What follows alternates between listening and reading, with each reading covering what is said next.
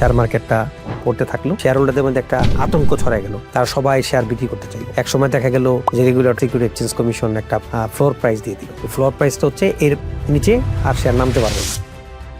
Share মার্কেটটা কি, আসলে শেয়ার এখানে কিভাবে বেচে কিনা, শেয়ার বিষয়টা কি? আবিধানিক ভাষায় যদি আমরা বলি, শেয়ার মার্কেটটা হলো একটা কিংবা অনেকগুলো কোম্পানির মালিকানার একটা পার্ট, নির্দিষ্ট একটা জায়গায় ওই মালিকানার একটা অংশ কেনা যায়। প্রতিদিনের যে শেয়ার লেনদেন বেচা কিনা অনেক কমে গেছিল, প্রায় 300 কোটি টাকার মতো চলে এসেছিল।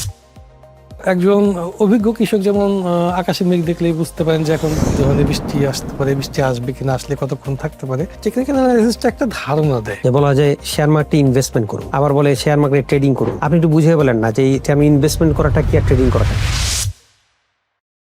সুধী দর্শক মন্ডলী, আসসালামু আলাইকুম। আজকে আমাদের আলোচনার বিষয় হচ্ছে শেয়ার মার্কেট। শেয়ার মার্কেট হচ্ছে ফাইন্যান্সিয়াল মার্কেট, যেখানে কোনো ব্যক্তি, ব্যবসায়ী এবং সরকার ফান্ড রেজ করতে পারে এবং বিনিয়োগকারী ইনভেস্টর ফাইন্যান্সিয়াল সিকিউরিটিজ কেনাবেচা করতে পারে। এই আলোচনায় আজকে আমাদের মাঝে উপস্থিত হয়েছেন জনাব এস.এম. শফিউল্লাহ, এক্সিকিউটিভ এসএবল সিকিউরিটিজ লিমিটেড। ওনার 19 বছরের অভিজ্ঞতা আছে এই শেয়ার মার্কেটে। তো ওনাকে আমন্ত্রণ জানাচ্ছি। জনাব শফিউল্লাহ, ধন্যবাদ স্যার, আমাকে আপনার অনুষ্ঠানে আমন্ত্রণ করার জন্য। আমরা প্রথমেই জানতে চাই, আসলে আমাদের দর্শকরা যে বিষয়গুলি জানতে চায়, আমার কাছে অনেকেই অনেক সময় জিজ্ঞেস করে যে শেয়ার মার্কেট কী জিনিস, এখানে শেয়ার কিভাবে কেনাবেচা করা যায়, শেয়ার কখন কিনতে হয় এবং কখন বেচতে হয়, এই বিষয়গুলো আর কি। তা আমি শফিউল্লাহ সাহেবের কাছে জানতে চাই প্রথমেই, আপনি একটু সংক্ষেপে যদি বলেন যে আমাদের উদ্দেশ্যে যে শেয়ার মার্কেটটা কি, আসলে শেয়ার এখানে কিভাবে বেচা কিনা হয়, শেয়ার বিষয়টা কি? তো একদম আবিধানিক ভাষায় যদি আমরা বলি, তাহলে শেয়ার মার্কেটটা হলো একটা কিংবা অনেকগুলো কোম্পানির মালিকানার একটা পার্ট, যেটা একটা সরকার কর্তৃক একদম নির্দিষ্ট একটা জায়গায় ওই মালিকানার একটা অংশ কেনা যায়। তো প্রাথমিকভাবে এটা স্যার আসে একটা ওয়েতে, সেটার নাম আমরা যেটাকে বলি আইপিও। কোম্পানিগুলো সরাসরি এটাকে ইম্পোজ করে একটা মাধ্যমে, এটা বলে primary market. Primary market, IPO, initial public offering. তো এটার মাধ্যমে কোম্পানিগুলো অফার করে, বিভিন্ন পর্যায়ে ব্যক্তি কিংবা প্রতিষ্ঠান এগুলো মার্কেট থেকে সংগ্রহ করে। আর একটা আছে যেটা, সেটা হলো সেকেন্ডারি মার্কেট। সেকেন্ডারি মার্কেটে ব্যক্তি কিংবা প্রতিষ্ঠান বিক্রি করে, ব্যক্তি বা প্রতিষ্ঠান নির্দিষ্ট একটা কোম্পানির শেয়ার, মানে একটা অংশ ক্রয় বা বিক্রয় করে। এটাই হলো স্যার বেসিক মার্কেটের থিমটা। আর এটার উদ্দেশ্য দুইটা। একটা হলো স্যার, যেই কোম্পানিগুলো তাদের আর্থিক যোগান দরকার হয়, তখন তারা ব্যাংক থেকে উচ্চ সুদে কিংবা উচ্চ মুনাফাতে আপনার লোন না নিয়ে এটা ক্যাপিটাল মার্কেট যেটা আপনাকে বলি, এই জায়গা থেকে অর্থ সংগ্রহ করে তাদের এই অর্থ তারা তাদের পারপাসে বিনিয়োগ করে। এটার একটা লভ্যাংশ প্রতি বছর যারা এই জায়গায় বিনিয়োগ করে কিংবা তাদের যে মালিকানাগুলো নেয়, তাদেরকে একটা নির্দিষ্ট হারে বছর শেষে প্রদান করে থাকে। তো এই জায়গা থেকে স্যার বিনিয়োগ করে এই ধরনের লাভ করা যায় একটা। আর একটা হলো ক্যাপিটাল গেইন বলি আমরা যেটাকে, সেটা হলো শেয়ারের দাম বিভিন্ন সময়ে বিভিন্ন কারণে দাম বেড়ে যায়, কমতেও পারে। বেড়ে গেলে আপনার শেয়ারের দাম যদি বেড়ে যায়, আপনি বিক্রি করে এটা থেকে ক্যাপিটাল গেইন। আচ্ছা, আপনাকে আর একটা বিষয় আমি বলি, এখানে দুইটা বিষয় আছে শুনি সবসময়, যে বলা যায় শেয়ার মার্কেটে ইনভেস্টমেন্ট করুন, আবার বলে শেয়ার মার্কেটে ট্রেডিং করুন। আপনি একটু বুঝিয়ে বলেন না যে এটা আমি ইনভেস্টমেন্ট করাটা কি আর ট্রেডিং করাটা কি? ইনভেস্টমেন্ট দুটাই ইনভেস্টমেন্ট, অ্যাকচুয়ালি দুটাই ইনভেস্টমেন্ট। আমি যখন কোনো একটা শেয়ার কিনছি তখন এটা ইনভেস্টমেন্ট, আর যখন কিনছি আর যখন বিক্রি করছি, এই দুইটা হলো স্যার ট্রেডিং। তো আমরা আমাদের শেয়ার মার্কেটের টার্মে যেটা বুঝি, সেটা হলো ইনভেস্টমেন্ট বলতে একটু দীর্ঘমেয়াদী চিন্তা ভাবনা করে যারা বিনিয়োগ করেন, 3 মাস 6 মাস, লং টার্ম বলি, সেটা লং টার্ম বলি আমরা। এই পিরিয়ডের জন্য ইনভেস্ট করলেন, এটাকে আমরা সাধারণত এই আপনার দৃষ্টিতে যেটা বললেন স্যার, এটা হলো স্যার বিনিয়োগ। আর ট্রেডিং জিনিসটা হলো স্যার আপনি কিনলেন আবার বিক্রি করলেন, ওই জিনিসটাই আবার কিনলেন আবার বিক্রি করলেন, কিংবা অন্য একটা জিনিস কিনলেন বিক্রি করলেন, এটা হলো তার ট্রেডিং। এটা একটা ইনস্ট্রুমেন্টও হতে পারে, একাধিক ইনস্ট্রুমেন্টও হতে পারে, কিংবা একটা ইনস্ট্রুমেন্ট একবার কিনলেন আর 1 বছর পরে আবার বিক্রি করলেন, দুইটা ট্রেডিং হলো স্যার, কিন্তু আপনি বিনিয়োগ করে রাখলেন স্যার, এটাই আর কিছু না।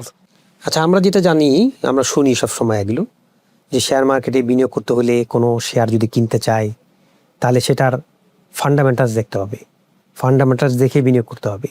তো ফান্ডামেন্টালগুলো যেগুলো যেগুলো ফান্ডামেন্টালস আছে, ইস্যু আছে, যেমন আমরা যতটুকু জানি যে ইপিএস দেখতে হয়, তারপরে দেখতে হয় যে পি রেশিও দেখতে হয়, এটা অ্যাসেট ভ্যালু পার শেয়ার দেখতে হয়। তা আপনি একটু বলেন না যে ইপিএসটা কি, একটু বলেন, তাহলে আমরা একটু এডুকেটেড হলাম, আমরা জানলাম, বুঝলাম। ফান্ডামেন্টাল বলতে হলো একটা কোম্পানির ফিনান্সিয়াল হেলথটা কেমন। তো এই জায়গায় স্যার ইপিএস দ্বারা আমরা যে জিনিসটা খুব সহজে বুঝতে পারি যে একটা ফিসক্যাল ইয়ারে কিংবা একটা টাইম পিরিয়ডে এই কোম্পানির একটা শেয়ারের যে আছে তাদের জিনিসটা, তার ইনকামটা কত হয়েছে। ইপিএস মিনিংটাই হলো স্যার আর্নিং পার শেয়ার, সহজ জিনিসটাই হলো স্যার প্রতি শেয়ারের এই জিনিসটা তার প্রফিটটা কত। তো এটা স্যার এখন খুব সহজ। কেন দেখতে হয়, এটা দেখতে হয় কেন? এটা স্যার খুব সহজ হয়ে গেছে এখন। এই দুটা ব্যাপার, একটা হলো স্যার এখন আমরা ইন্টারনেটে ঢুকলেই কিংবা sir Dhaka stock exchange, Chittagong stock exchange কিংবা সংশ্লিষ্ট কোম্পানির ব্যালেন্স শিটে ঢুকলেই আমরা দেখতে পারি ইপিএসটা কত আছে। এখন ইপিএসটা দেখলে স্যার একটা ধারণা করা যায় যে ওই পার্টিকুলার শেয়ারের ওই ইপিএস থেকে আমি কি ধরনের রিটার্ন পেতে পারি বছর শেষে। আমার আমার স্টক এক্সচেঞ্জগুলোতে এখন স্যার 3টে ইপিএস দেওয়া হয়, আর ফাইনালি একটা ডিভিডেন্ড ডিক্লেয়ার করা হয়। 3টে ইপিএস মানে প্রতি কোয়ার্টারে, সেকেন্ড কোয়ার্টার, 3 মাসে একটা কোয়ার্টারে, প্রতি কোয়ার্টারে দেওয়া হয়, তাই তো বলতে চাচ্ছেন? হ্যাঁ, তো এটা দেখে দেখে স্যার আপনি প্রতিটা কোয়ার্টারে, একটা কোয়ার্টার থেকে আরেকটা কোয়ার্টারের ইপিএস দেখে তাদের গ্রোথটা খুব সহজে অনুমান করা যায়। প্রথম 3 মাসে সে কি ধরনের বিজনেস করছে, তারপরে 3 মাসে তার ব্যবসার গ্রোথটা কতটুকু বাড়ছে, এটা একটা ইনভেস্টর এটা দেখার দরকার। দেখে স্যার সহজ হয়, তার বিনিয়োগ করাটা অনেক সহজ হয়ে যায়।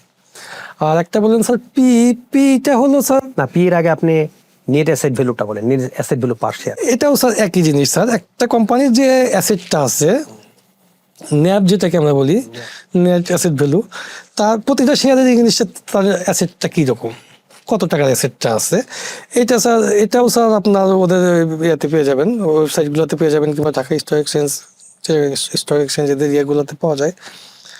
এটা দেখে আমার একজন শেয়ার হোল্ডার কিভাবে বুঝতে পারবে যে বিষয়টা কি বুঝতে পারবে? ন্যাপ দেখেও স্যার তার স্ট্রেন্থ বোঝা যায়, একটা কোম্পানির স্ট্রেন্থ বোঝা যায়। সেটা হলো একটা কোম্পানি তার ন্যাব আছে স্যার, এখন আমি ধরে নিলাম এবিসি কিংবা এই একটা কোম্পানি, তার ন্যাব আছে 20 টাকা।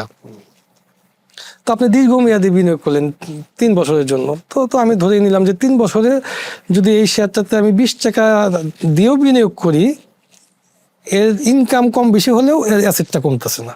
না, এখানে একটা বিষয় আমি বলি আপনাকে, যে আপনি নেট অ্যাসেট ভ্যালু যেটা ন্যাব বলেন, সেটা মনে করি 20 টাকা আছে এই কোম্পানির, কিন্তু মার্কেটে এটার প্রাইস আছে 30 টাকা। তাহলে এইটা যদি একজন ইনভেস্টর যদি এটা কম্পেয়ার করে যে মার্কেটে এটার কারেন্ট প্রাইস চাচ্ছে 30 টাকা, কিন্তু ন্যাব আছে 20 টাকা, তো সেই ক্ষেত্রে সে কি করবে? সতর্ক হবে না কি করবে?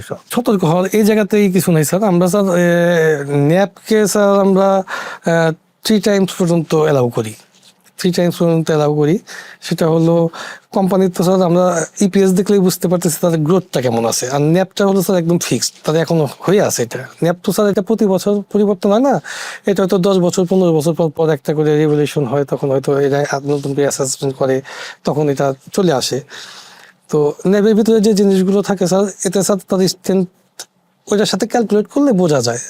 তাদের একটা মূল উপাদান থাকে হয়তো জমি, তো একটা জমি হয়তো স্যার উনি অ্যাসেসমেন্ট করছেন 2010 সালে, এখন স্যার জমির দাম স্যার দেখানো আছে জায়গায় 20 টাকা, এখন এই 10 বছরের জমির দাম হয়তো স্যার এখন 30 টাকা। এমনি ক্ষেত্রে তো আমরা যতটুকু জানি যে রিভ্যালুয়েশন করে ন্যাবও বাড়ানো হয়, তাই না? ন্যাব রিভাইজ করা যায়। আচ্ছা, ঠিক আছে, সেটা বুঝতে পারলাম আমরা। পি রেশিও আর কি, প্রাইস আর্নিং রেশিও, এইটা কেন ইম্পর্টেন্ট? এটা একজন বিনিয়োগকারী কেন দেখতে হবে? এই জায়গায় ইপিএস তো দেখানো হয় প্রতি শেয়ারের জিনিসটা তার ইনকামটা, আর পিটা এখানে দেখানো হয় বর্তমান মার্কেটের যে প্রাইস আছে। আমি তো বেস্ট প্রাইস 10 টাকা ধরে রাখছি, আর বর্তমান মার্কেট প্রাইস যেটা 20 টাকা আছে, এটার সাথে ইপিএস ডিভাইডেড করলে যেটা আসবে সেটাই হলো পি। মার্কেট প্রাইসের সাথে এটা আপনার মার্কেটের যে তার মেইন প্রাইস আছে ওই প্রাইসের সাথে না। মার্কেট প্রাইস 20 টাকা হলে 20 টাকার সাথে ইপিএসটা ডিভাইডেড করলে যেটা আসবে এটা তার পি, 30 টাকা হলে যেটা ডিভাইড করলে যেটা আসবে এটা তার পি। এটার সহজ সুবিধাটা হলো যখন কোনো বিনিয়োগকারী আপনার পি দেখে বিনিয়োগ করে সে তার রিটার্নটা কত দিনে আসতে পারে এটা একটা হিসাব করে ফেলতে পারে। মানে এটা বোঝায় যে একজন বিনিয়োগকারী যদি বিনিয়োগ করে আজকে, তাহলে পি রেশিও যদি 5 হয়, তাহলে 5 বছর পরে তার পুরো বিনিয়োগটা চলে কেমন আসবে। আসবে? পি রেশিও যদি 10 হয়, তাহলে 10 বছরের পরে তার Return পুরো আসবে। বিনিয়োগটা ফেরত আসবে। Return আসবে। এটাই বোঝায় এটাই। actually। আচ্ছা, আরেকটা বিষয় হচ্ছে এই আমাদের মার্কেটে আমি যেটুকু জেনেছি যে আমাদের এখন মার্কেট ঢাকা স্টক এক্সচেঞ্জের পি রেশিও আছে 9.5 বা 9.6 এরকম আছে আর কি। কোনো কোনো শেয়ারের পি রেশিও আছে কম, যেটা ব্যাংকগুলোর পি রেশিও খুবই কম। ব্যাংকগুলো এখন আন্ডার ভ্যালুড অনেকটা। আবার কোনো কোনো স্টকসের পি রেশিও অনেক হাই। আচ্ছা, আপনার কাছে একটা আইডিয়াল পি রেশিও কত হলে ভালো হয়, এরকম কোনো আছে, কোনো থামরুল আছে কিছু? বা এটা তো ব্যক্তি বিশেষ কিংবা প্রতিষ্ঠান বিশেষে ভ্যারি করে, কিন্তু আমাদের regulator securities and exchange commission একটা গাইডলাইন দিয়ে দিয়েছেন। সেটা হলো আমি মার্জিন রুলে কাকে কতটুকু পর্যন্ত কত পি রেশিও পর্যন্ত লোন দিতে পারবো, তো ওইটাকে আমরা একটা স্ট্যান্ডার্ড ধরে নিতে পারি। এটা 25 আছে একটা লেভেলে, 30 আছে একটা লেভেলে, 40 আছে একটা লেভেলে। আচ্ছা, মার্জিন লোন বললেন, চমৎকার। মার্জিন লোনটা কি এটা একটু বলেন না দর্শকদের, আমরা জানতে চাই তো। আচ্ছা, মার্জিন লোনটা হলো কোনো শেয়ারের এগেনিস্টে যদি আপনার প্রিন্সিপাল ফান্ডের বাইরেও কোনো ইনভেস্টমেন্ট আপনি করতে চান, সেই ক্ষেত্রে একটা নির্দিষ্ট সময়ের জন্য আপনি ব্যাংক থেকে সহজ ভাষায় বললে লোন নিয়ে বিনিয়োগ করলে ওইটাকে আমরা মার্জিন বলি। মোট কথা শেয়ারের এগেনিস্টে লোন নেওয়াটাই মার্জিন। আচ্ছা, এখন তো শেয়ার মার্কেট নিয়ে আবার সবাই সচেতন হয়েছে, অনেকেই ব্যবসা করতে চায় এখন শেয়ার মার্কেটে। সেটা কারণ আছে, আপনার মনে আছে নিশ্চয়ই যে গত কয়েক বছর আগে যখন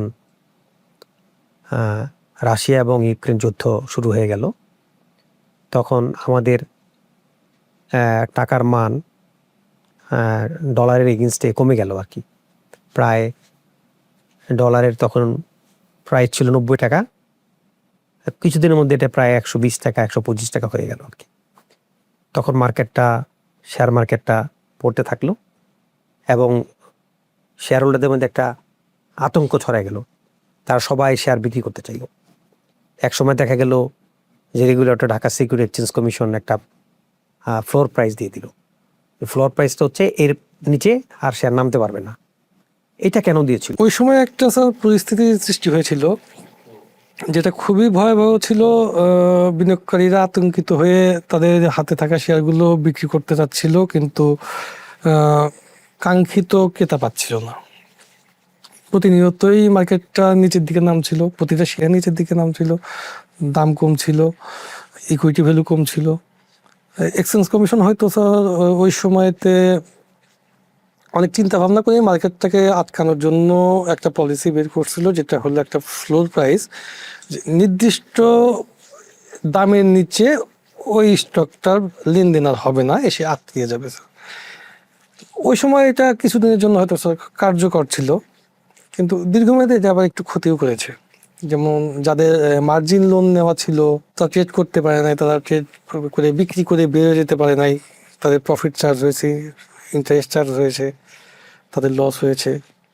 একটা পর্যায়ে ইকুইটি নেগেটিভও হয়ে গেছে অনেকের। সাথে সাথে প্রতিষ্ঠানগুলো ক্ষতিগ্রস্ত হয়েছে, তারা ফোর্স সেল যেটাকে বলে ফোর্স সেলও দিতে পারে নাই। মানবিক কারণে পরে এগুলা দেওয়াও যায় নাই, কারণ উনি শেয়ার বিক্রি না করেই ওনার ইকুইটি নেগেটিভ হয়ে গেছে শুধু প্রফিট চার্জ হওয়ার কারণে। আবার একটা বিষয় হচ্ছে, তখন আমরা লক্ষ্য করেছিলাম যে প্রতিদিনের যে শেয়ার লেনদেন বেচা কিনা অনেক কমে গেছিল, প্রায় 300 কোটি টাকার মতো চলে আসছিল। তার আগে যেটা ছিল 500-700 কোটি টাকার মতো ছিল। তো এটা তো তারপর অনেক দিন ছিল। এরপরে গত 24-এর 5ই অগাস্ট 36শে জুলাই একটা গণঅভ্যুত্থানের মাধ্যমে একটা মানে তৎকালীন অনির্বাচিত সরকার যেটাকে বলা হয়, সেই সরকারের বিদায় হলো। বিদায় হওয়ার পর একটা ইন্টিরিয়াম গভর্নমেন্ট আমরা পেলাম। সেই গভর্নমেন্টের সময় আমরা আশা করেছিলাম যে শেয়ার মার্কেটটা ভালো হবে, কিন্তু খুব একটা ভালো হলো না তখন। এখন পরবর্তীতে নির্বাচিত সরকার এখন যে ক্ষমতায় আছে বিএনপি, এই সরকার ক্ষমতা আসার পর দেখলাম যে মার্কেট এখন খুব ভাইব্রেট। এখন প্রতিদিনের ট্রেড হচ্ছে প্রায় 1,000 কোটি টাকার উপরে, 1200, 1300, 1400, 1500 কোটি টাকার ট্রেড হচ্ছে। এবং মার্কেটের এখন সূচক প্রায় 5,600-র উপরে, 5,700। তো এখন এই এই যে এখন বেশ কিছু চারিদিকে শোনা যাচ্ছে শেয়ার মার্কেট নিয়ে বেশ আলোচনা, শেয়ারে বিনিয়োগ করতে চাই।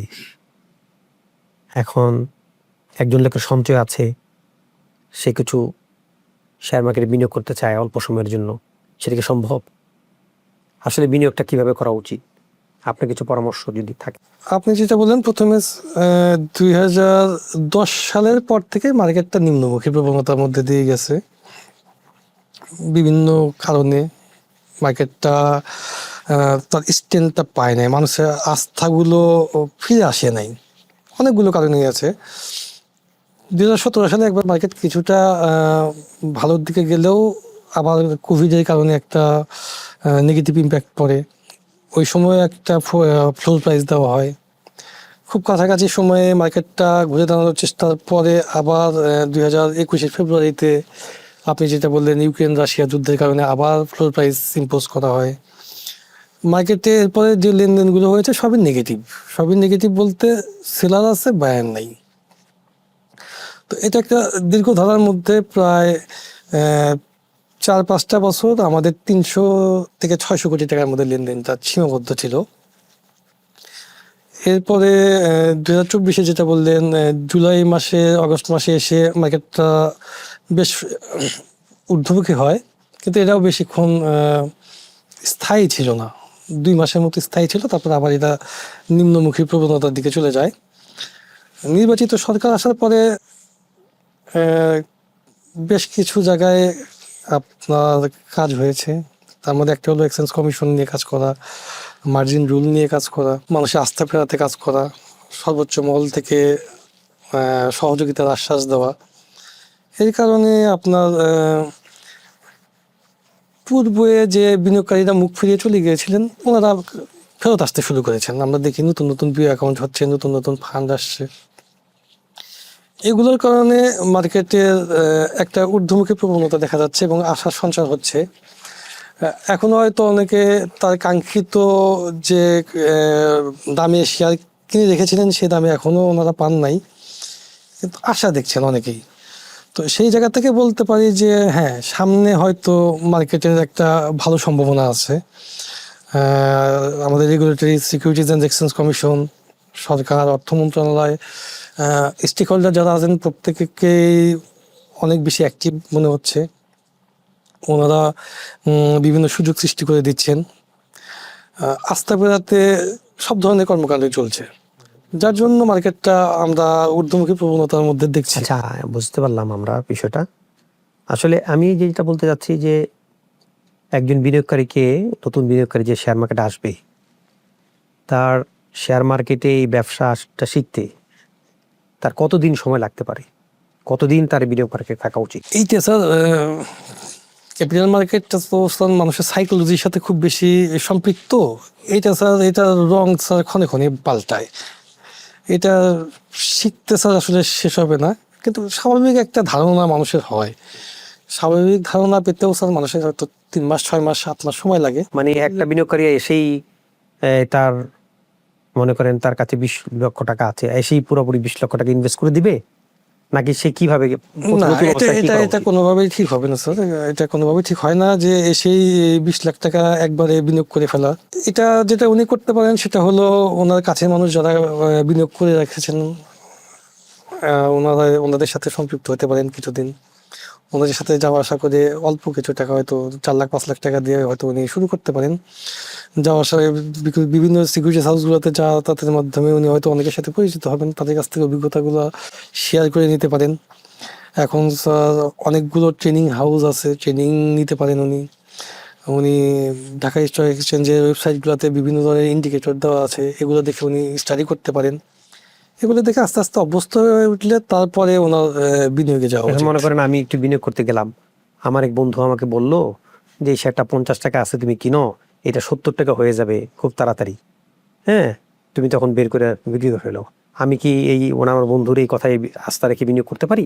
আমার এটা না করে আমার কি করা উচিত? না, আপনি সরাসরি এখন আপনার বন্ধুর অভিজ্ঞতা কেমন এটাও একটা ব্যাপার।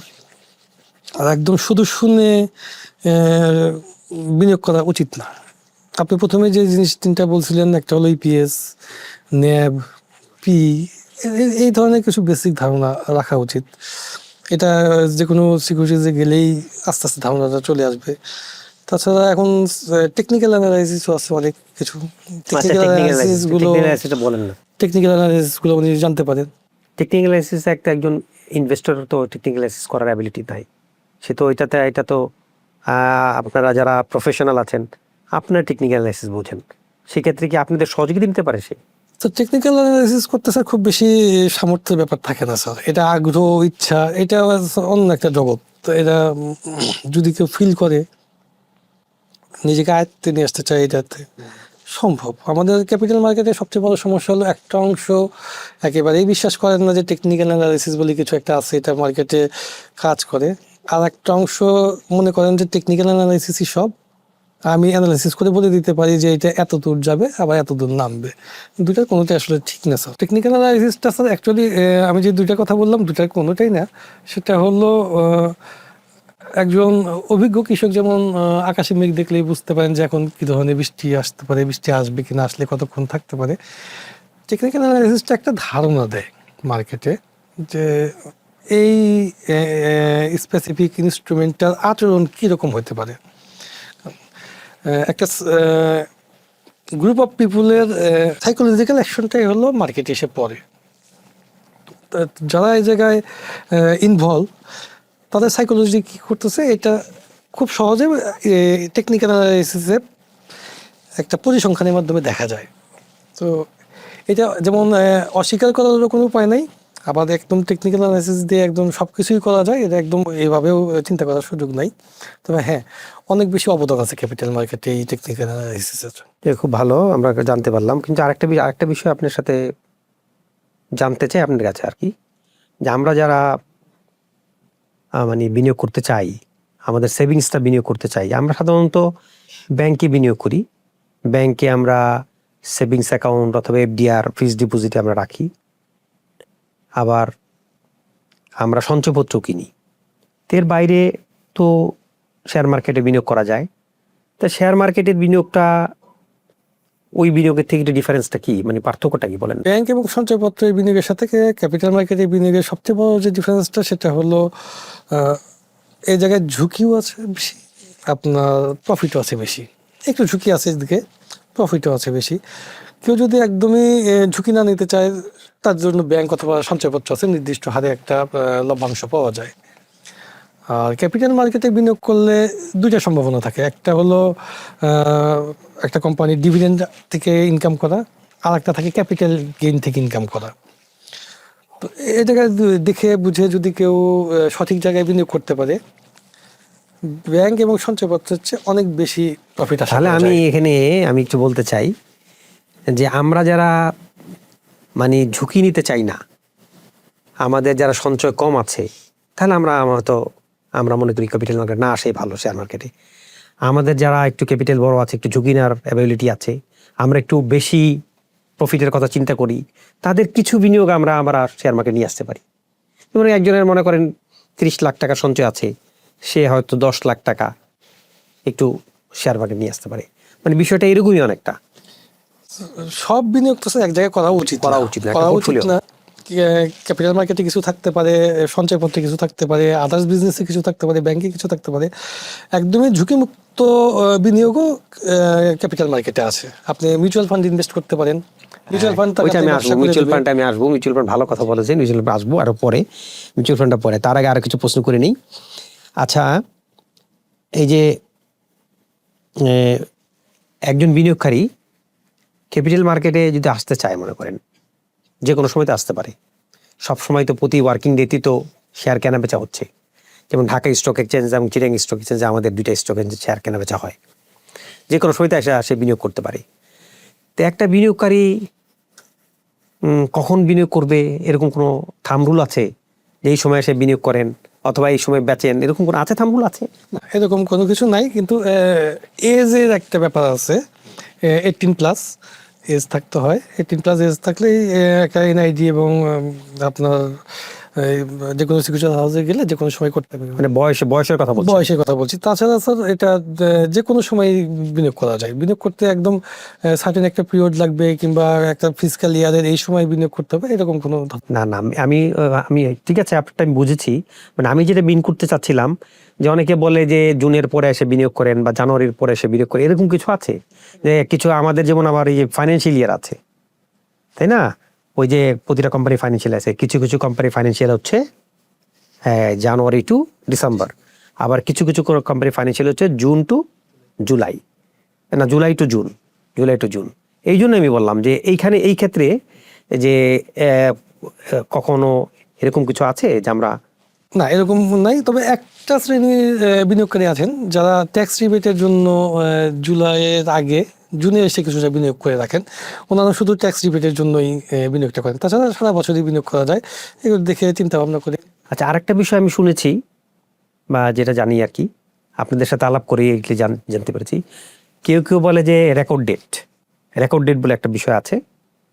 রেকর্ড ডেটটা আপনি বলবেন, রেকর্ড ডেট কি জিনিস একটু বলবেন? রেকর্ড ডেটের আগের দিন যে ট্রেড হয় সেই ট্রেডে অনেকটা বিনিয়োগ করা যায়, অথবা রেকর্ড ডেটের পরে যেই রেকর্ড ডেটের দিন তো ট্রেড হয় না, রেকর্ড ডেটের পরের দিন যেই আমার ট্রেড শুরু হবে সেই দিনও বিনিয়োগ করা যায়, এটা বলে অনেকে। তো এই রেকর্ড ডেটটা কি এবং এই বিষয়টা একটু বলেন আপনি। আচ্ছা, রেকর্ড ডেটটা হলো স্যার প্রত্যেকটা কোম্পানি তার যে ডিভিডেন্ড পলিসি আছে সেই ডিভিডেন্ড পলিসির আন্ডারে একটা লভ্যাংশ ঘোষণা করেন। তো লভ্যাংশ ঘোষণা করার জন্য তখন তো শেয়ার স্যার বিভিন্ন জনের কাছে বিভিন্ন সময় থাকে। তো আমাদের সেটেল হতে যেহেতু স্যার 2 দিন সময় লাগে শেয়ারটা সেটেলমেন্ট করতে, সেজন্য একটা রেকর্ড ডেট ধরা হয়। ওই রেকর্ড ডেটে ওই নির্দিষ্ট ব্যক্তির কাছে যে শেয়ারটা থাকবে ওইটা এগেইনস্টে উনি লভ্যাংশটা পাবেন। তো এই জন্য রেকর্ড ডেটটা করা হয়। আর রেকর্ড ডেটের আগে 2টা দিন থাকে, এটাকে স্পট ডেট বলা হয়। ওইটা একদম নগদে ক্রয় বিক্রয় করা হয়। স্পট মানে নগদে ক্রয় করা এবং নগদে বিক্রয় করা হয়। এরকম কোনো ব্যাপারটা নাই স্যার, আপনি যেটা বললেন রেকর্ড ডেটের আগে ক্রয় করা কিংবা রেকর্ড ডেটের পরে ক্রয় করা। রেকর্ড ডেটের আগে এবং পরে ক্রয় কিংবা বিক্রয় একই হারে হয়ে যায়। এটা অ্যাডজাস্টমেন্ট বলি আমরা, যেটা ডিভিডেন্টের যে শেয়ারটা থাকে এটা অ্যাডজাস্টমেন্ট করে প্রাইসের সাথে মিল রেখে পরের দিন আবার রেকর্ড লেনদেন শুরু হয়ে যায়। তো সেইটা মানে করতে হবে এমন কথা না, অনেকেই করে। কোনো মানে আলাদা কোনো সুযোগ কিংবা আলাদা কোনো সুবিধা পাওয়া যায় এরকম কিছু। আর একটা বিষয় হচ্ছে যে এই ক্যাপিটাল মার্কেটে বা শেয়ার মার্কেট যেটি বলি, এখানে শর্ট টার্ম ইনভেস্টমেন্ট আছে, লং টার্ম ইনভেস্টমেন্ট আছে। তো শর্ট টার্ম ইনভেস্টমেন্ট আপনি কতটুকু কোনটাকে বলবেন, আর লং টার্ম কোনটাকে বলবেন? শর্ট টার্ম ইনভেস্টমেন্ট তো স্যার অ্যাকচুয়ালি আমাদের সুযোগ যেভাবে দিয়ে রেখেছে আমরা T+2 বলি, মানে আমি কিনলাম মাঝখানে একটা দিন, তারপরে দিন বিক্রি করে দিলাম। তো এই সুযোগটা আমাকে দিয়ে রেখেছে, আমি এখন এই সুযোগটা নেবো কি নেবো না এটা ব্যাপার। তো শর্ট টার্ম ট্রেড তো তাই স্যার আজকে কিনে আগামী পরশু বিক্রি থেকে শুরু হয়ে গেল। মাঝখানে একটা দিন আমাদের সিস্টেমের কারণে আমাকে বন্ধ রাখতে হয় শুধু। তারপরেও আপনি আমরা যেভাবে চিন্তা করি 10 দিন, 15 দিন, 20 দিন এর মধ্যে যদি কোনো ক্যাপিটাল গেইন আসে তখন আমরা এটা শর্ট টার্ম ট্রেড বলি। আর লং টার্ম ট্রেড বলতে সাধারণত একটা ফিসক্যাল ইয়ার, একটা ডিভিডেন্ড নেওয়া, অন্তত একটা ডিভিডেন্ড নেওয়া 6 মাস থেকে 1 বছর। এখন একটা ডিভিডেন্ড নেওয়া এরকমও হতে পারে ডিভিডেন্ড ডেটের এটা রেকর্ড ডেট ছিল হয়তো জুলাই মাসের 18 তারিখ, আপনি 15 তারিখে কিনে 19 তারিখে বিক্রি করলেন, এরকম না। আপনি হয়তো 6 মাস সময় নিয়ে ডিভিডেন্ডের 6 মাস আগে শেয়ার কিনলেন, 6 মাস হাতে রাখলেন, তারপরে রেকর্ড ডেট গেল। তারপরে যদি আপনার মনে হয় যে না, যে ডিভিডেন্ড দিচ্ছে এটাতে আপনার ব্যাংকে যে রেশিওতে প্রফিট দিচ্ছে তার চেয়ে ভালো, আপনি এটা কন্টিনিউ করতে পারেন 2 বছর, 3 বছর, 5 বছর। আচ্ছা, আরেকটা বিষয় হচ্ছে যে আমরা যতটুকু জানি যে আমরা যদি মানে কি কেউ অনেকেই যে শেয়ার কিনেছে দীর্ঘদিন শেয়ার হোল্ড করতেছে, মনে করেন একটা শেয়ার 50 টাকা দিয়ে কিনেছে, মার্কেট ভ্যালু 50 টাকা যখন ছিল, কিনেছে, কিন্তু দীর্ঘদিন হোল্ড করার পরে ওনার ডিভিডেন্ড পেতে পেতে পেতে পেয়ে স্টক ডিভিডেন্ড পেয়েছে, পেয়ে পেয়ে দেখা যায় ওইটা অনেকটা শূন্যের কাছাকাছি ওনার মার্কেট ভ্যালু হয়ে যায় আর কি, ওনার কস্ট ভ্যালু হয়ে যায়, কস্ট ভ্যালু। সেটা কিভাবে হয়? এবং সেটাতে দেখি অনেকেই বলে যে এগুলো করে অনেকে ভালো অবস্থায় ভালো ইনভেস্টমেন্ট করছে, অনেক গুণ, মানে তার যে ইনভেস্টমেন্ট থেকে সে 10 বছরে বা 7 বছরে বা 8 বছরে এই প্রায় 10 গুণ 12 গুণ সে গেইন করে ফেলছে। এইটা স্যার খুব সহজ একটা ফর্মুলায় বলি আমি, সেটা হলো কেউ একজন 100টা শেয়ার কিনেছিল, এই বছর সে 10% ডিভিডেন্ড নিচ্ছে, স্টক ডিভিডেন্ড। তো ওনার শেয়ার হয়ে গেছে 110টা। তো 100 আগে কস্টিং ছিল ওনার ধরলাম 100 টাকাই, এখন স্যার 110টা শেয়ারের কারণে এটার প্রাইস চলে আসলো 90 টাকা। তো আগামী বছর উনি নিলেন আরও 10% স্টক, ওইবারে কিন্তু স্যার উনি 10টা পাননি, উনি পেয়েছেন 11টা। তো এটা এই গাণিতিক হারে বাড়তে বাড়তে বাড়তে বাড়তে একসময় কস্টিংটা অনেক নিচে নেমে আসে, অনেক নিচে নেমে আসে বলতে 1 টাকা চলে আসে, জিরোতে চলে আসে, মাইনাসেও চলে আসে স্যার। তো তখন শেয়ারের প্রাইস তখন যেটাই থাকুক না কেন ওনার আর লস থাকে না, ওনার গেইন অনেক বেশি থাকে। আচ্ছা, এটা এটা একটা ভালো জিনিস, ভালো একটা বিষয় বললেন, যারা আমরা অনেকে জানতে চাই। আর একটা বিষয় হচ্ছে যে কোম্পানিগুলো ডিভিডেন্ড দেয়, কিছু কিছু কোম্পানি দেখি শুধু ক্যাশ ডিভিডেন্ড দেয়, আবার কিছু কিছু কোম্পানি দেখি যে স্টক ডিভিডেন্ড দেয়, আবার কিছু কিছু কোম্পানি আছে ক্যাশ ডিভিডেন্ড আর স্টক ডিভিডেন্ড দুটো মিলিয়ে ডিভিডেন্ড ডিক্লেয়ার করে। এখন আপনি এগুলো বলেন তো আসলে কি? So, এটা আগে ছিল, কিন্তু খুব রিসেন্ট সময় স্যার আমাদের রেগুলেটরি এটা একটু পরিবর্তন এনেছেন। ক্যাশ ডিভিডেন্ড দিতেই হবে, যদি ডিভিডেন্ড দিতে চান আগে ক্যাশ দিতেই হবে, তার সাথে আপনি স্টক দিতে পারেন। আপনি চাইলে stock দিতে পারেন। পারেন, হ্যাঁ। তাহলে আপনি কোনগুলিকে ভালো বলবেন, কোন ডিভিডেন্ড গুলোকে ভালো ক্যাশ বলবেন? ডিভিডেন্ডের ব্যাপারটা হলো সরাসরি ক্যাশটাকে হাতে পাওয়া যায়, এতে আবার কোম্পানির অনেক টাকা একসাথে বেড়ে যায়, ওনার এক্সপানশনের প্ল্যান থাকলে ওই জায়গায় একটু ডিস্টার্ব থাকে, ওনার আদার্স কস্ট বেড়ে যায়। ডিভিডেন্ড, স্টক ডিভিডেন্ডের সহজ ব্যাপার হলো শেয়ারের এগেইনস্টে আর একটা শেয়ার দিয়ে দেওয়া, এতে বিনিয়োগকারীদের আবার একটু বেশি লাভ থাকে। অ্যাডজাস্টমেন্ট হওয়ার পরে হয়তো দেখা যায় 3 মাস পরে গিয়ে আবার প্রাইসটার দাম বাড়লে তখন এটা আবার মানে অনেক পাওয়া সময় যায়। 10টা শেয়ার এগেইনস্টে একটা শেয়ার দেয়, একটা শেয়ার দেয়। হ্যাঁ। আবার আবার অনেক সময় 10টা শেয়ার এগেইনস্টে 5টা শেয়ার দেয় আর কি। তাহলে ক্যাশ এখন দিতেই হবে, দিতে ক্যাশের হবে। বাইরে ওই স্টক শেয়ার দিতে পারে। ক্যাশের সাথে চাইলে স্টক স্টকটা দেওয়ার ওনার মানে দিতে দেয় এই জন্য যে ওটার এক্সপানশনে যায়, ব্যবসায় ব্যবসাতে অনেক টাকা ওনার কাছে থেকে যায়, উনি বিজনেসে আবার এক্সপানশনে যায়, মানে পরবর্তীতে আরো বেশি ডিভিডেন্ড পাওয়ার সুযোগ আছে, সুযোগ আছে। তো এগুলো বিষয় বিষয়গুলো অ্যানালাইসিস করতে হয় একজন ইনভেস্টরের। তাই ইনভেস্টর যখন আসলে অনেক কিছু দেখতে হয় তাকে, তাহলে এটা আপনার সময় লাগে না ইনভেস্টরদের বুঝতে। ক্যাপিটাল মার্কেটটা অনেকটা ব্যবসা প্লাস হলো আড্ডার একটা জায়গা হয়ে যায়। 1 সপ্তাহ 2 সপ্তাহ আপনার যদি কেউ সিকিউরিটিজের অফিসগুলোতে যাতায়াত করেন, ওরা খুব দ্রুত এসব ব্যাপারে দক্ষ হয়ে উঠবেন, বিশেষ করে ফান্ডামেন্টাল ব্যাপারগুলোতে। ঠিক আছে। আর একটা বিষয় আপনি বলছিলেন ইন্টারেস্টিং, ওটা জানা যাওয়া উচিত, মিউচুয়াল ফান্ড। মিউচুয়াল ফান্ড সম্বন্ধে কিছু বলেন তো আসলে। মিউচুয়াল ফান্ডটা তৈরি হয়েছে একটা কারণে, সেটা হলো ক্ষুদ্র ক্ষুদ্র বিনিয়োগকারীরা আলাদা আলাদাভাবে ব্যবসা করতে বিভিন্ন ধরনের সমস্যার সম্মুখীন হন। তাদের এই সুবিধার্থে ছোট্ট ছোট্ট ফান্ডগুলোকে একত্রিত করে বড় একটা ফান্ড করা হয়। এই ফান্ডে একটা ট্রাস্টি বোর্ডের আন্ডারে থাকেন, আর একটা অ্যাসেট ম্যানেজমেন্ট কোম্পানি এটাকে অপারেট করে। এটা রেগুলেটর কে? এটা রেগুলেটর আপনার সিকিউরিটি এক্সচেঞ্জ কমিশন। তো ওই জায়গা থেকে ওনারা ক্যাপিটাল মার্কেটে ব্যবসা করে যে প্রফিটটা পান, এটা ক্ষুদ্র বিনিয়োগকারীদের মধ্যে যারা তাদের ইউনিটটা কিনেছে তাদের সমান হারে বন্টন করে। তাহলে যারা মনে করেন শেয়ার মার্কেট ভালো বোঝে না, নতুন আসছে অথবা অনেক ব্যস্ত, তারা সময় দিতে পারে না, অত বুঝতে হলে সময়, তাদের জন্য কি মিউচুয়াল ফান্ড ভালো? অবশ্যই তাদের জন্য মিউচুয়াল ফান্ড খুবই ভালো, এবং এটা আমাদের দেশে এখনো অতটা জনপ্রিয়তা পায়নি, কিন্তু বাইরের দেশগুলোতে খুব বেশি জনপ্রিয়, বিশেষ করে আমাদের পার্শ্ববর্তী দেশ ইন্ডিয়া। কিন্তু আমাদের দেশের মিউচুয়াল ফান্ডগুলো তো এখন তো ভালো প্রফিট দিচ্ছে না। আমাদের দেশে মিউচুয়াল ফান্ড আছে হয়তো 30টার মতো আছে, আমি জানি না, এরকমই হবে হয়তো, কিন্তু ম্যাক্সিমাম মিউচুয়াল ফান্ডগুলো তো ভালো দিচ্ছে না প্রফিট। মিউচুয়াল ফান্ডগুলোর মূল বিজনেসটাই ছিল ক্যাপিটাল মার্কেট ইনভেস্ট করা। যেহেতু আমাদের বিগত 10-15 বছর মার্কেটটাই খুব একটা ভালো পজিশনে ছিল না, তাদেরও ব্যবসা করার সুযোগ অনেক কম ছিল। তো তাদের একটা ফান্ড হয়তো তারা অন্য দিকে, যেমন আপনার ব্যাংকে রাখার একটা সুযোগ ছিল, ওই জায়গা থেকে যে প্রফিটটা আসতো এটা হয়তো ওনারা ডিসবার্স করতেন। বর্তমান সময়ে যেহেতু মার্কেট ভালো হচ্ছে, আপনি কি খেয়াল করলে দেখবেন মিউচুয়াল ফান্ডগুলো ন্যাব বাড়া শুরু করেছে, বাড়া শুরু করে বেশ ভালোভাবে বাড়া শুরু মানে করেছে। এই বছর তারা ভালো প্রফিট আশা করছি এবছর তো ওনারা ভালো প্রফিট করবে। আরেকটা বিষয় শফিউল্লাহ সাহেব, ওই যে ঢাকা স্টক এক্সচেঞ্জের DS30 বলে একটা ইন্ডেক্স আছে, এটা বলতে কি বোঝানো হয়? আচ্ছা, DSE30টা আসলে ঢাকা স্টক এক্সচেঞ্জ একদম স্পেসিফিকলি ইন্ডিকেট করে দিয়েছে যে এই 30টা শেয়ার এদেরকে ব্লু চিপ নামে রাখা হয়। ব্লু চিপ শেয়ার কিছু ক্যাটাগরি মেনটেন করে, ইন জেনারেলি খুব জানে না কিংবা একদমই জানে না লোকের জন্য ইনভেস্ট করার জন্য উপযোগী, তাদের ক্যাপিটালি কিছু কিছু ব্যাপার আছে। এটা একদম ইন্ডিকেট করে দিয়েছে যে এই 30টা শেয়ার DSE30তে ইনক্লুডেড থাকবে। এখানে যতটুকু জানি যে এখানে যে DS30তে যে যে শেয়ারগুলো আছে, তারা যখন পারফরমেন্স ভালো হয় না তখন তারা কিন্তু বের হয়ে যাবে, নতুন কোম্পানি নতুন করে আবার আবার যাকে পারফরমেন্স ভালো তারা ইন করে। তাহলে আপনি বলতে যাচ্ছেন এই ব্লু চিপ শেয়ার, এই যে DS30 যে শেয়ারগুলো আছে, সেখানে যদি নতুন শেয়ার হোল্ডাররা বিনিয়োগ করে তাহলে তাদের ক্ষতিগ্রস্ত হওয়ার সম্ভাবনা কম। আমি এই কারণেই বলবো, কারণ ঢাকা স্টক এক্সচেঞ্জ নিজস্ব দায়িত্ব নিয়েই DSE30 তৈরি করে দিয়েছেন। আচ্ছা আচ্ছা, ওনারা অনেকগুলো ক্রাইটেরিয়া দিয়েছেন, সবগুলো ক্রাইটেরিয়া ফুলফিল করলেই শুধুমাত্র DSE30তে আসা যায়। যার কারণে যাতে রেলিগেশনের মতো কেউ উঠে আবার কেউ বেরোয় যায়, তো এটা দেখেই শুরুতে বিনিয়োগ করা খুব মানে সহজ একটা ইন্ডিকেটর আমি মনে করি। আচ্ছা এখন আমি আপনার শেষ কোশ্চেন করতে চাই, আজকে শেষ প্রশ্ন আপনার জন্য।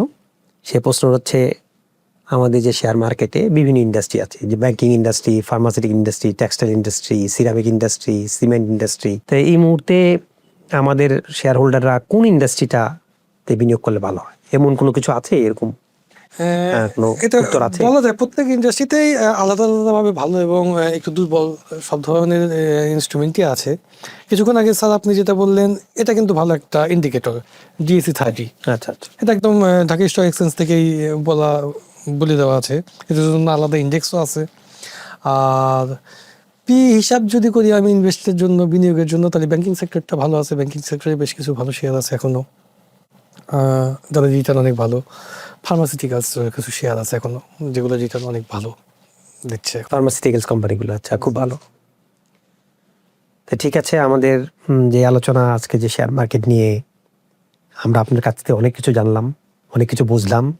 আশা করি আমার দর্শক যারা দেখছে, তারা যারা শেয়ার মার্কেটে বিনিয়োগ করতে চায়, আগ্রহ আছে যাদের, তারা আমাদের এই আলোচনা থেকে কিছুটা হলেও কিছু ফলপ্রসূ কিছু পেয়েছে। তা আপনাকে আমাদের পক্ষ থেকে অনেক ধন্যবাদ, মূল্যবান সময় আমাদের কাছে দিলেন, আন্তরিক ধন্যবাদ জানাচ্ছি আপনি। ধন্যবাদ আপনাকেও স্যার আমাকে আমন্ত্রিত করার জন্য।